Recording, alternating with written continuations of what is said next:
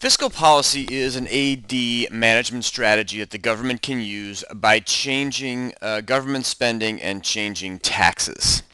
And fiscal policy is really under the control of Congress.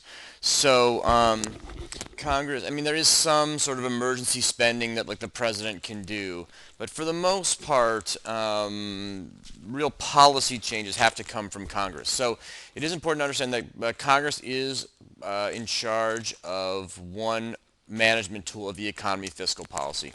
How does fiscal policy work to change the economy? Well, taxes and spending, uh, taxes and spending can be raised and lowered. So these policies can be both expansionary and they can be contractionary.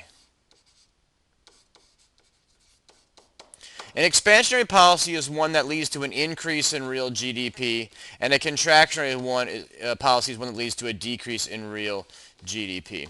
So on the let's just do the contractionary example.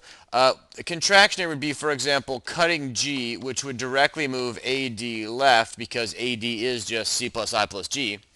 Or you could raise taxes. By raising taxes, that leaves people with less what's called disposable income. And disposable income is just defined as your income after taxes. It's the income that is left over that you can use that is at your disposal for use. So higher taxes lead to less disposable income, which will cut your consumption, and that will move AD to the left as well, because AD is C plus I plus G. Now, is it possible that higher taxes lead to less investment? That is possible. I mean, consumers do investing, like, for example, doing construction projects on their house. But generally, changes in income taxes work by changing consumption, not investment. Now, fiscal policy can also be discretionary, or it can be automatic.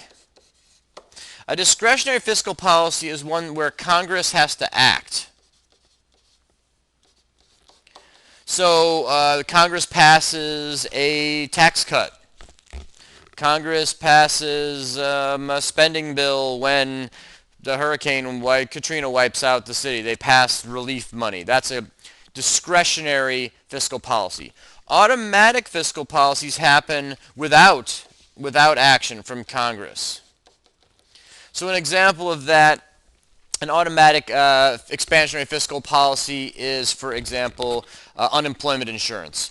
If the economy weakens and people get laid off from their jobs, unemployment insurance automatically kicks in. Congress doesn't have to vote to give somebody their unemployment benefits. And that's expansionary because it's government money going out to people, which they will then spend and increase real GDP. So these are sort of the basics of fiscal policy. One also important thing to understand is what's called policy. There's also policy lag.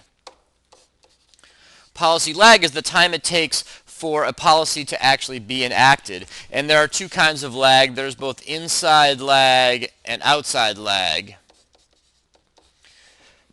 The inside lag is the time it takes for the policy to actually be enacted. Outside lag is once the policy has been enacted, how long does it take for the policy to actually kick in and do something for the economy? When it comes to fiscal policy, inside lag is generally pretty long.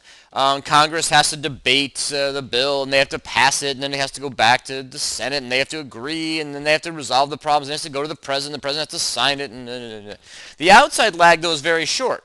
Generally, once the money's been approved, we spend it. Or you get a tax cut. Once the tax cut's approved and you get the money in your paycheck, you go out and spend it.